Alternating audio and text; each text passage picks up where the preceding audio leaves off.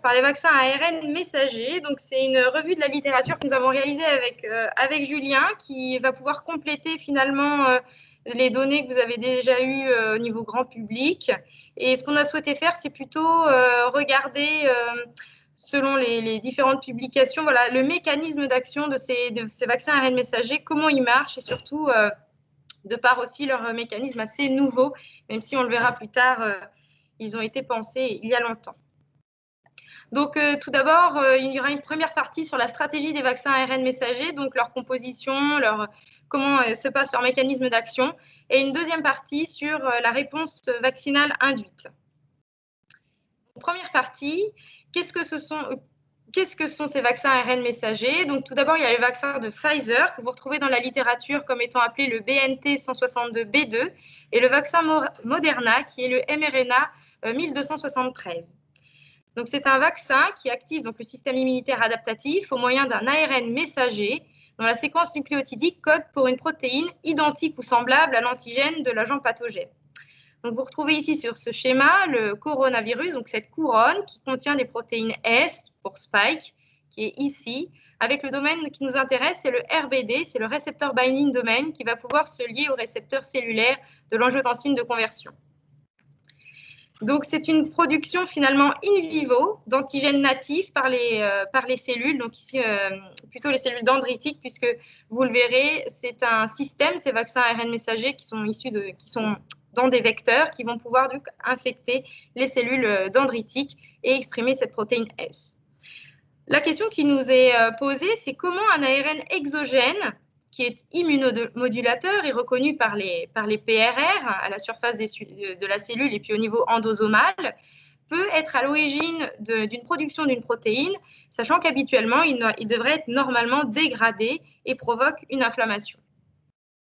Alors, comment ça se passe? Les ARN simple brin et double brin ont des senseurs de l'immunité, donc qui sont les PRR. Donc, par exemple, on retrouve les toll-like récepteurs 7 et 8 qui sont ici dans les endosomes.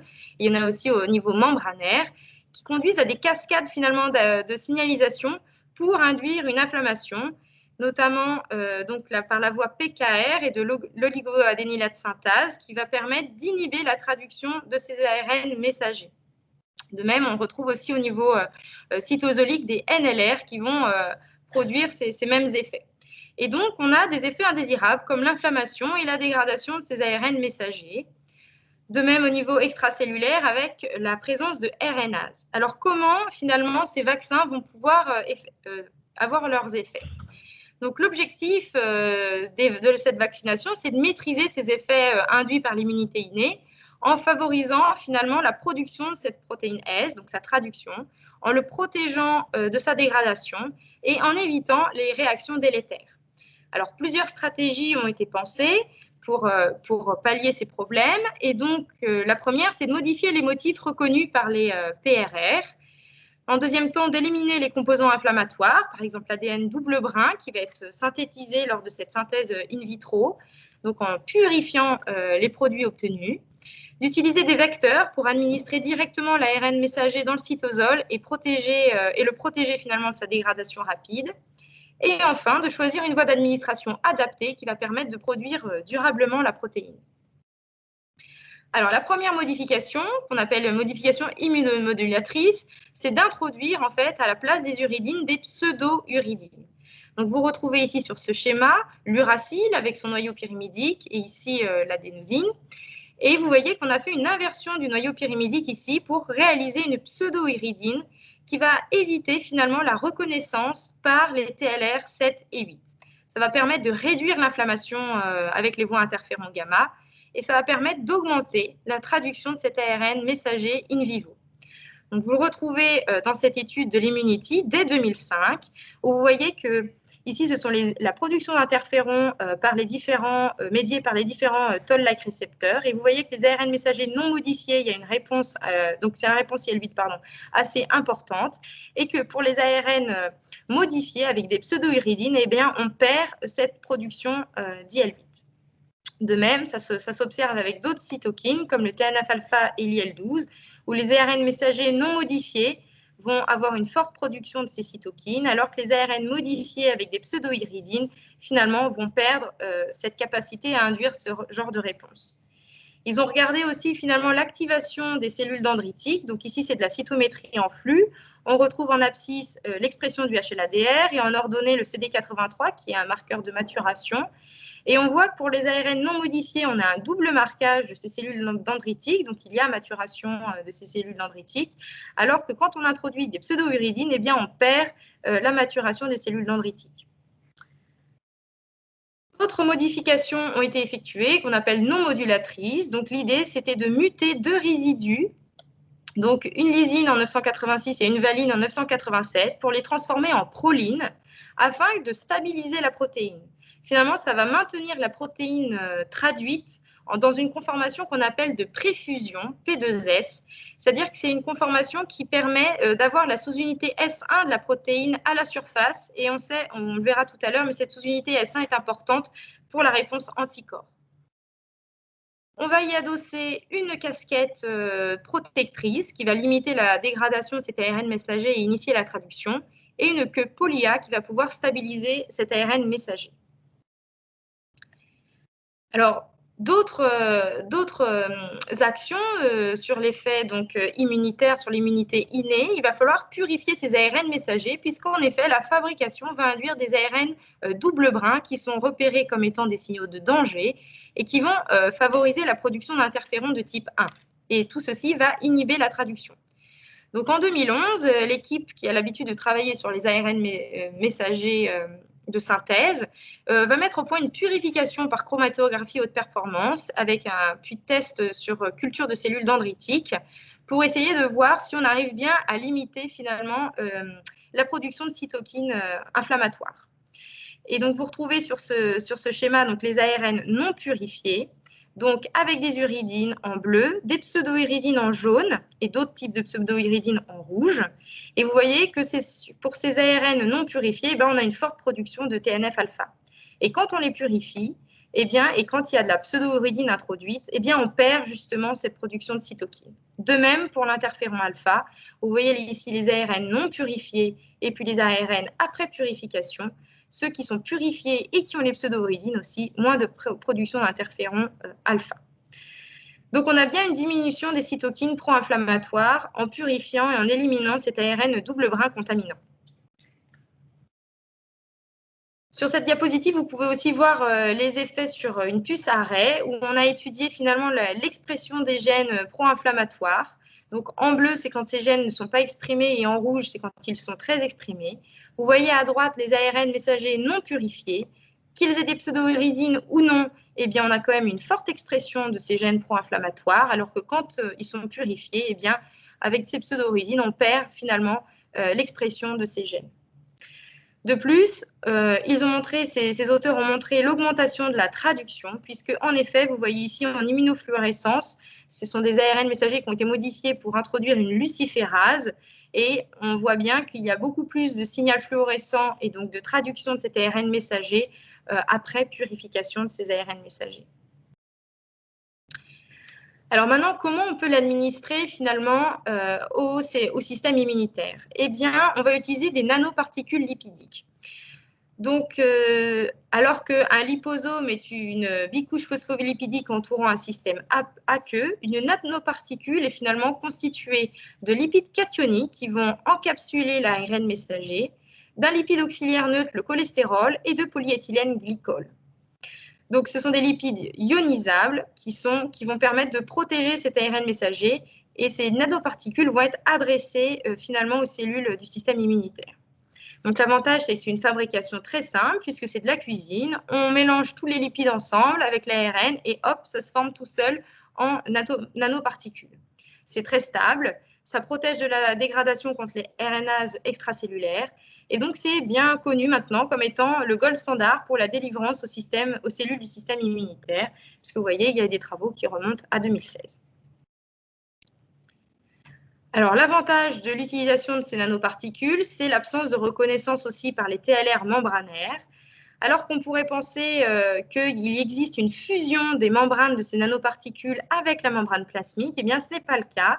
ces nanoparticules rentrent par endocytose et vont pouvoir échapper finalement au système immunitaire inné grâce à la capacité de tampon des lipides cationiques. En effet, ils vont pouvoir constituer un pore pour que l'ARN messager s'échappe et quitte l'endosome. Donc, ces lipides cationiques sont vraiment très utiles et très efficaces, et ainsi l'ARN messager va être libéré dans le cytosol et va pouvoir être traduit rapidement en protéines.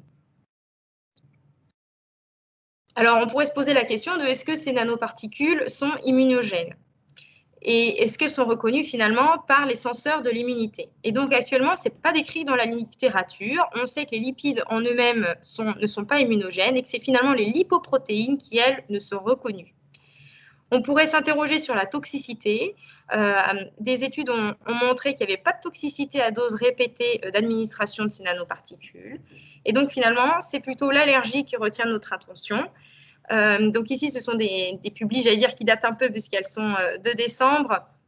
Donc aux États-Unis, à cette époque, à ce moment-là, en décembre, on n'avait que 2 cas d'hypersensibilité immédiate sur 600 000 doses. Donc ça a été publié dans un gros journal, donc c'est quand même très raisonnable. Et de même, aux États-Unis, sur les 2 millions de doses à l'époque, donc en décembre, il n'y avait que 10 cas de réactions sévères retenues. Et donc, ce qui était communément accepté, c'est qu'en gros, il y ait 1 à 2 cas pour 1 million de doses, tout vaccin confondu. Et là, même si on est un petit peu plus élevé, finalement, il n'y a pas de risque majeur. Donc, on recommande quand même une surveillance lors de l'administration et une éviction des gens qui sont connus pour étant polysensibilisés. Finalement, c'est le polyéthylène glycol qui est connu comme étant un excipient potentiellement allergisant. Ce n'est pas le vaccin, tout d'abord, qui va nous sensibiliser, puisque la sensibilisation se fait lors de l'administration d'autres médicaments. On sait qu'il y a beaucoup de médicaments qui sont pégylés, d'utilisation de produits d'hygiène ou dans l'alimentation. Et en fait, ce polyéthylène glycol constitue un allergène caché. Donc, le diagnostic de l'allergie, il est habituel. On réalise des prick tests. On peut faire aussi des tests de propagation ou bien le test d'activation des basophiles. En tout cas, si une allergie est connue au polyéthylène glycol, bien entendu, une éviction est recommandée. Et donc, l'HAS précise que l'administration du vaccin doit se faire dans un établissement capable de gérer ces réactions d'hypersensibilité. Alors maintenant, quelle voie d'administration choisir? Et alors, donc il y a plusieurs études qui ont utilisé des ARN messagers couplés à la luciférase, donc pour qu'elle fluoresce, et qu'ils ont injecté à la souris par différentes voies d'administration. Et finalement, quand on passe les souris donc, sous des lampes spéciales, on peut observer comme ça la traduction de la protéine et sa localisation. Et donc, ce sont des auteurs qui ont étudié la voie intradermique, intramusculaire, sous-cutanée, intrapéritonéale, intraveineuse et aussi intratécale qu'on ne voit pas sur ce schéma. Et on voit bien que finalement, par la voie intradermique ou intramusculaire, même sous-cutanée, la protéine persiste quand même au point d'injection 6 à 10 jours en fait, après l'injection. Et que finalement, cette expression est relativement rapide puisque 5 heures après l'injection, on voit déjà une production de cette protéine. C'est ce qui a été aussi relevé dans d'autres essais avec des protéines du HIV qui ont été utilisées en bolus, plus ou moins associées à des adjuvants et plus ou moins à doses répétées. Et ils ont montré aussi une disponibilité d'antigènes soutenue, ce qui permettait d'obtenir un plus fort taux d'anticorps et une meilleure réponse B et T helper folliculaire au centre germinatif. De même, donc les vaccins ARN messagers, notamment le vaccin Pfizer, dans ses essais de phase 1 en intramusculaire, a montré du coup un fort taux d'anticorps neutralisants produits qui était bien supérieur au titre qu'on pouvait obtenir pour des patients convalescents 14 jours après l'infection par le Covid-19. Donc vous voyez que ces travaux sont quand même aussi assez anciens puisqu'ils ont au moins 5 ans. Donc, cette stratégie des vaccins ARN messagers est très intéressante puisque, eh bien voilà, au lieu d'administrer un ARN qui favoriserait des voies pro-inflammatoires liées à l'immunité innée, eh bien, ces nanoparticules, ces pseudo-uridines, vont permettre une traduction efficace de bypasser les réponses immunitaires pour avoir une bonne expression de cette protéine S et un bon processing aussi dans les molécules HLA. Donc, c'est un vaccin qui va permettre une expression longue de notamment la protéine S et notamment la sous-unité S1 et qui est très sûr immunologiquement. Alors, on peut se demander si on peut les administrer en cas de maladie auto-immune. Et il est vrai que pour le vaccin de Pfizer, dans les essais cliniques phase 2 et 3, les maladies auto-immunes n'étaient pas exclues. Et finalement, ils se sont aperçus que 2 mois après la deuxième dose, il n'y avait pas de poussée de maladie auto-immune. Et donc, il n'y a pas de contre-indication actuellement pour les gens qui ont des maladies auto-immunes à utiliser cette vaccination, puisque tout l'intérêt réside dans le fait qu'on bypasse l'immunité innée. Donc maintenant, je vais vous parler de la réponse vaccinale induite. Alors, pour avoir une bonne réponse vaccinale, il faut choisir une bonne protéine. Alors, vous savez que le coronavirus a différentes protéines, la protéine S, la protéine d'enveloppe, la protéine de membrane et la protéine de nucléocapside. Et il se trouve que la protéine S a été montrée comme étant un déterminant antigénique important, puisqu'elle est responsable de la gamme d'hôtes infectés et du tropisme tissulaire.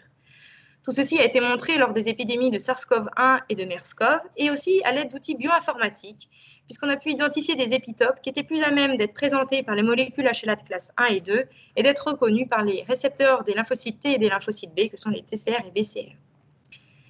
Donc, ce vaccin ARN messager contient une séquence qui va être traduite en une seule grande protéine S, qui va être ensuite clivée par les protéases cellulaires en une sous-unité S1 et une sous-unité S2. La sous-unité S1 contient le RBD pour récepteur binding domain, qui va pouvoir se lier au récepteur de l'angiotensine de conversion.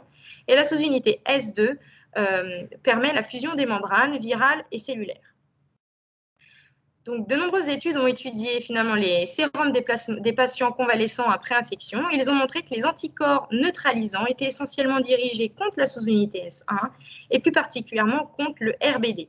C'est pourquoi les stratégies vaccinales utilisent des cibles qui contiennent le RBD ou qui font des mutations, comme on l'a vu précédemment, pour remplacer 2 acides aminés par des prolines, pour pouvoir stabiliser cette protéine en préfusion, afin de maintenir bien exprimée cette protéine S1 pour favoriser finalement les réponses immunitaires. Vous voyez sur cette diapositive les résultats des essais de phase 3. À gauche, vous avez le vaccin de Pfizer et à droite, celui de Moderna. Vous voyez que les doses sont différentes puisqu'en effet, les process de fabrication sont différents. L'intervalle entre 2 doses est similaire. On sait que maintenant, on peut un petit peu décaler cet intervalle. La voie d'administration recommandée est la voie intramusculaire, même si la voie sous-cutanée est recommandée en cas de contre-indication. Et pour les essais de phase 3 du vaccin de Pfizer, 44 000 volontaires ont été inclus issus de 150 centres de différents pays. Les volontaires de 16 ans à 91 ans ont été inclus. 42% des gens avaient plus de 55 ans et 35% des gens avaient une obésité morbide. Pour le vaccin de Moderna, 30 000 participants, des centres essentiellement, que aux États-Unis. Ils incluaient les volontaires de 18 ans à 95 ans. 23% des gens avaient plus de 65 ans, ce qui est effectivement peu, et 5 000 participants de moins de 65 ans avaient des facteurs de risque, dont l'obésité. Alors, quelles sont les efficacités? Eh bien, on voit que pour le vaccin Pfizer, 8 personnes dans le groupe vacciné ont eu un Covid symptomatique versus 162 dans le groupe placebo, et un Covid sévère a été noté dans le groupe vacciné versus 9 dans le groupe placebo, ce qui donne par une formule mathématique une efficacité de 95%. Pour le vaccin de Moderna, 11 Covid symptomatiques dans le groupe vacciné versus 185 dans le groupe placebo, et 0 dans le groupe vacciné et 30 dans le groupe placebo, dont un décès, ce qui donne une efficacité de 94,1%. On peut s'interroger sur les effets indésirables. Donc, ils sont locaux ou généraux. Locaux, douleur, rougeur au point d'injection, et généraux, plutôt asthénie, arthralgie, myalgie. En tout cas, que l'on injecte une solution d'eau saline ou le vaccin, finalement, on avait les mêmes taux d'effets indésirables. Alors, qu'est-ce qu'une réponse vaccinale? Eh bien, vous savez que lors d'une première exposition à un antigène, à un pathogène, la réponse est un peu longue à se mettre en place. On ne voit pas bien le délai, mais c'est plutôt long. On a tout d'abord des IgM qui sont non spécifiques, puis des IgG non spécifiques qui vont diminuer rapidement. Et finalement, lors d'une deuxième injection ou lors d'un rappel vaccinal, on va avoir finalement une production très rapide et très importante d'immunoglobuline autres que l'IgM qui vont être très spécifiques de l'antigène. Alors, comment c'est possible? Eh bien, à l'aide des organes lymphoïdes secondaires et plus particulièrement des follicules B et des centres germinatifs.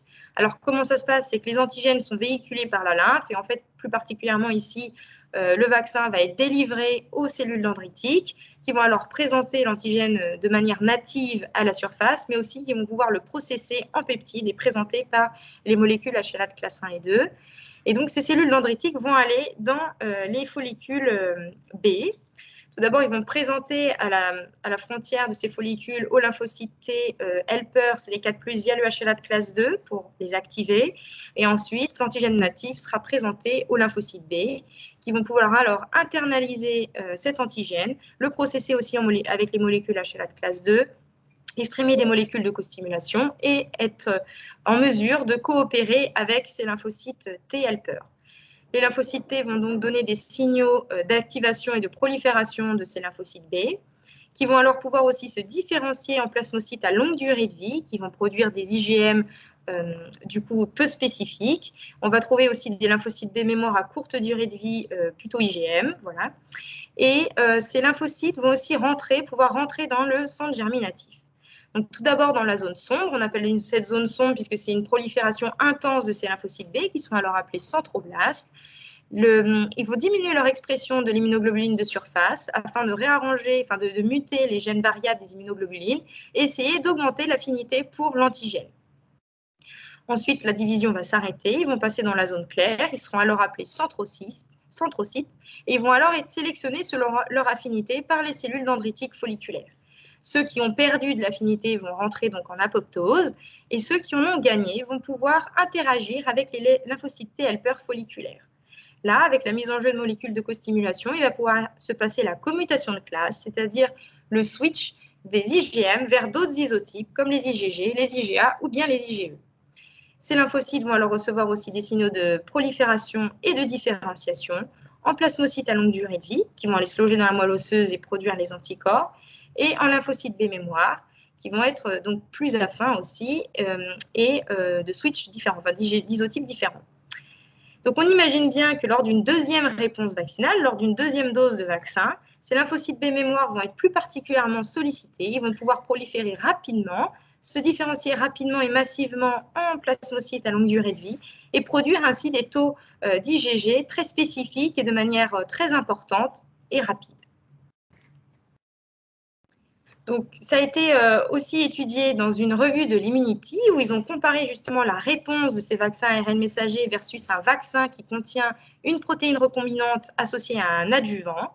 Et on voit que ces vaccins ARN messagers arrivent à faire des réponses dans les centres germinatifs de manière bien plus importante, avec une production de lymphocytes B mémoire, de plasmocytes à longue durée de vie et d'anticorps de manière bien plus importante que ces vaccins protéiques avec adjuvant.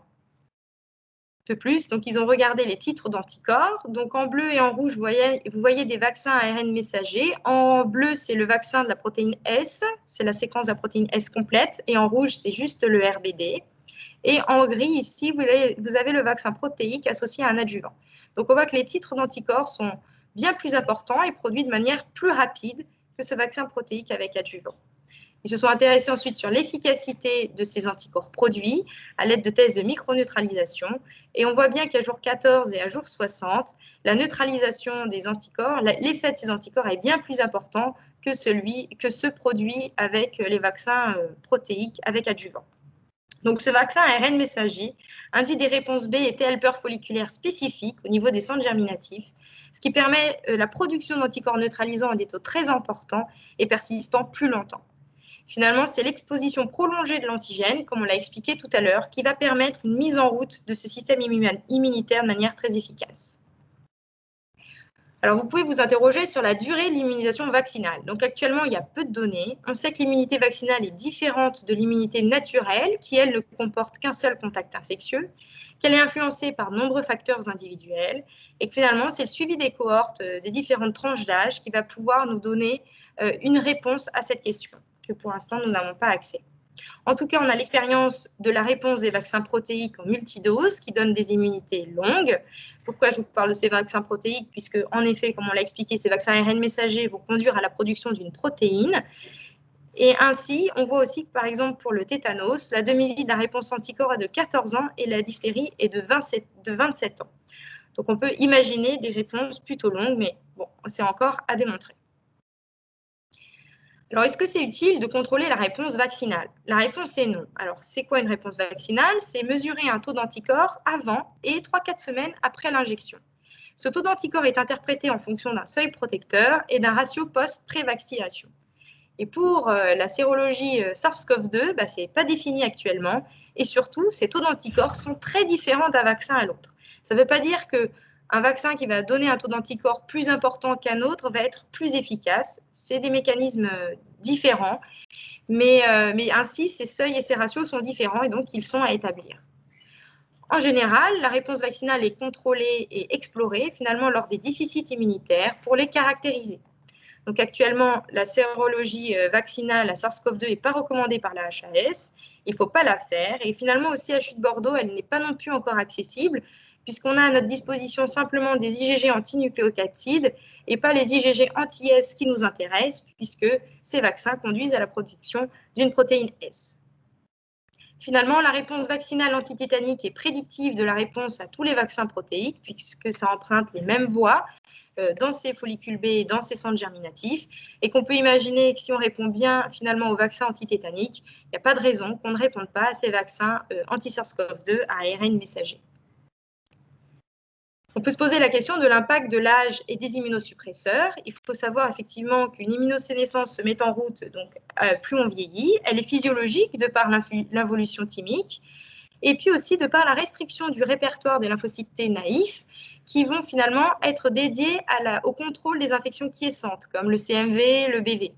Donc tout ceci va conduire à une altération de la coopération lymphocyte T, lymphocyte B, et comme on l'a vu tout à l'heure, cette coopération est essentielle pour que ces lymphocytes s'activent correctement et puissent faire les switches isotypiques. Donc ça va conduire finalement à des taux d'anticorps moindres. De même, pour les immunothérapies, il a été déjà démontré avec des anti-CD20 et des vaccins antigrippaux moins de séroconversion, 37% versus 75% chez les contrôles, ce qui conduit évidemment à une réduction des titres d'anticorps. De même, après certaines immunothérapies, la repopulation par des lymphocytes B et des lymphocytes T naïfs après traitement, elle est variable selon le traitement et elle peut être très longue. Par exemple, le rituximab, les lymphocytes B naïfs réapparaissent dans les 6 à 12 mois et on peut donc imaginer assez aisément que si on vaccine trop tôt ces gens-là, on puisse avoir une réponse vaccinale altérée.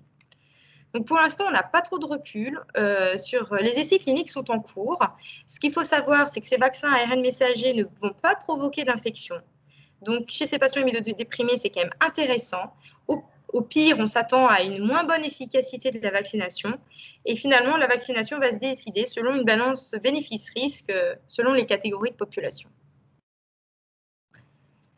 Dernier point, on peut s'interroger sur l'impact des mutations. Donc, vous avez tous entendu de l'émergence de ces nouveaux variants, notamment tout d'abord le variant du Royaume-Uni et celui de l'Afrique du Sud, mais actuellement, on décrit aussi celui du Brésil ou bien de Santa Clara aux USA, et puis le variant breton qui est sorti très récemment.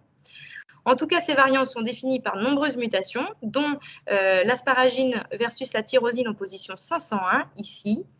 Et puis, pour le variant Afrique du Sud, l'acide glutamique qui est remplacé par une lysine ici. Donc, vous voyez que ce sont des sites qui sont directement liés au récepteur de l'angiotensine de conversion que l'on observe en jaune ici. Les conséquences de ces mutants, c'est l'augmentation de la transmission, mais aussi de la mortalité. Dans un papier très récent, on a bien montré, notamment en Angleterre, qu'il y avait 30 à 35% de mortalité supplémentaire. On peut s'interroger sur l'échappement vaccinal de ces mutants. Alors, à propos du variant anglais, apparemment, il n'y aurait aucune réduction de l'activité neutralisante. Ça a été montré par 2 gros papiers et notamment aussi par les essais cliniques des vaccins qui sortent en ce moment. Les titres d'anticorps et in vitro, en fait, la neutralisation in vitro des virus variants se fait de manière classique et en fait ne change pas par rapport à la souche ancestrale.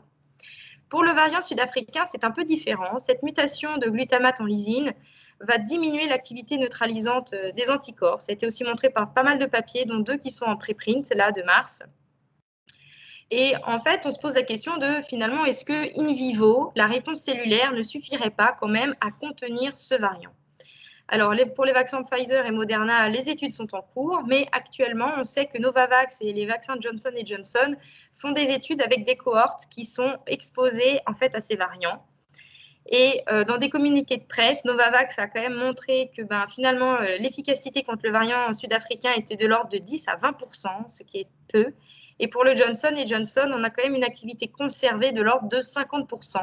Donc, elle n'est pas nulle. Et donc, c'est quand même intéressant. En tout cas, les boîtes de Pfizer et Moderna ont annoncé qu'une production possible d'un nouveau vaccin contre les mutants était réalisable en 6 semaines, puisqu'en effet, ces vaccins ARN messagers sont produits à l'aide de rétrotranscriptase, d'une rétrotranscription in vitro et demandent finalement peu de matériel, pas de laboratoire L3, etc. Et donc, on peut introduire aussi des mutations aisément selon le design de la séquence. Et que finalement, on peut produire un vaccin beaucoup plus rapidement que les plateformes vaccinales utilisant des vaccins inactivés, etc.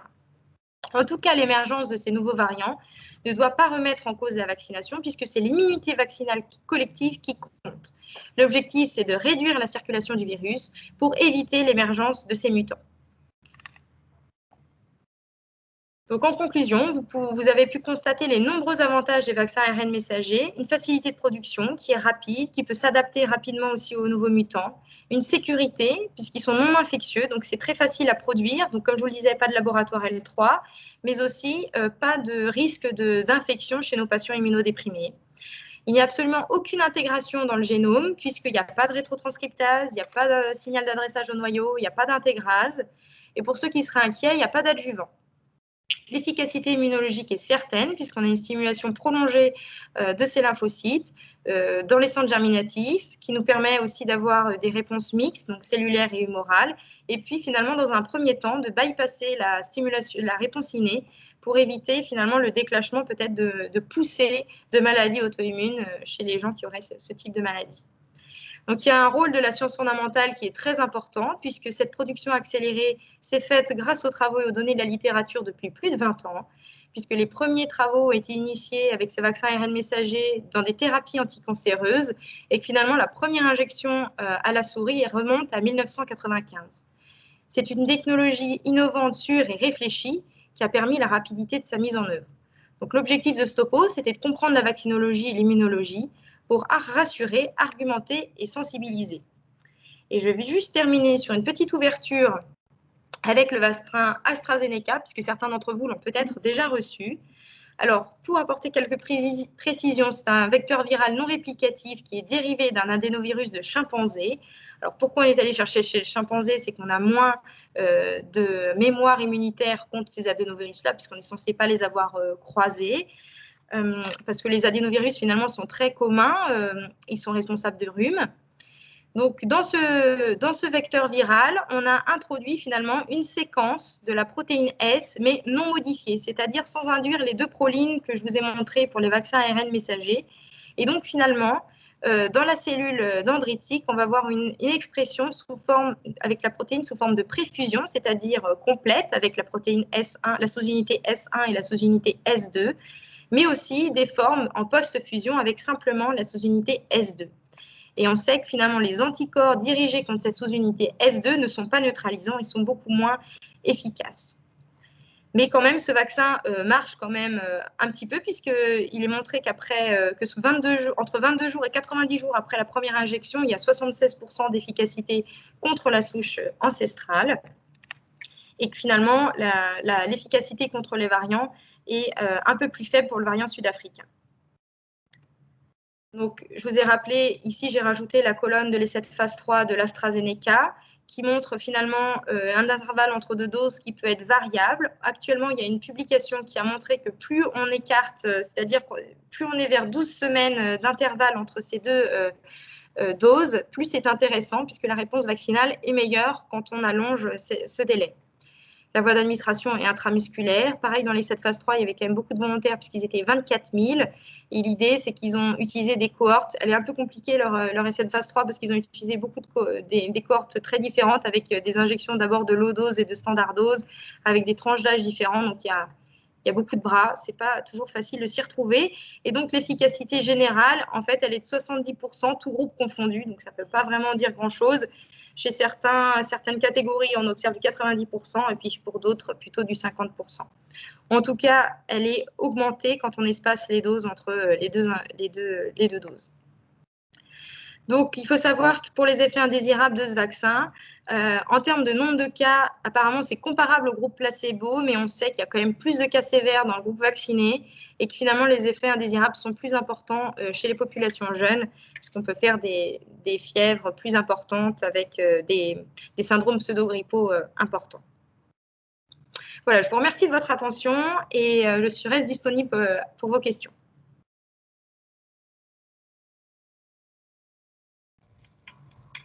Alors, il y a